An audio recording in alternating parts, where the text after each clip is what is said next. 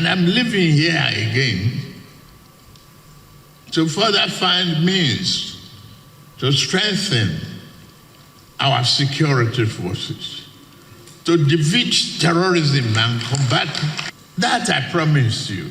This unacceptable terrorism and banditry is not part of our culture. It's foreign to us. Declaring the conference open, President Tinubu highlights the economic threat of insecurity and commends governors of Borno, Katsina, and Kaduna states for defending communities.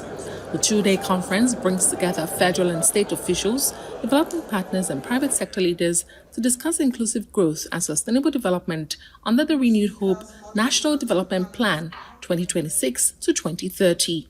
President Tinubu says the plan reflects Nigeria's move from recovery to transformation, anchored in inclusive, resilient, and sustainable growth. He highlights that states and local governments are essential to its success, ensuring the national priorities reach citizens.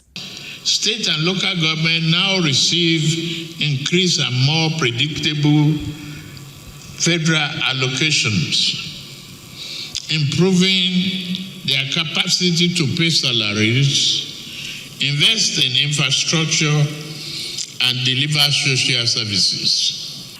The Renewed Hope National Development Plan 2026 to 2030 marks the next phase of our national journey.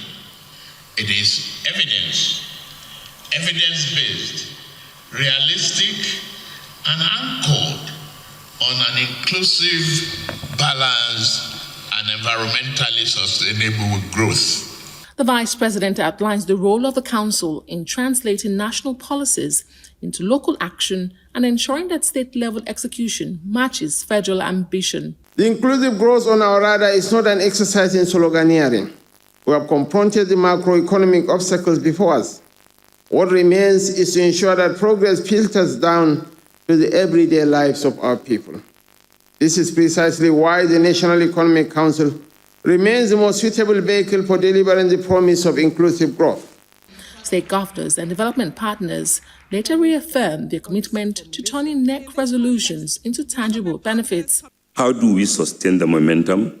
How do we ensure it works for everyone? How do we equip our populace with requisite skills to compete? How do we imagine the future and plan for it?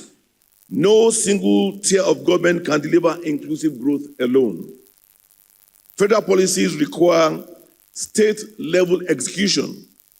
State initiatives require national coherence, and both depend on credible partnerships with the private sector and our development partners. The conference then moves into panel sessions, and a moment of silence was held for victims of insecurity across Nigeria, including Kwara State.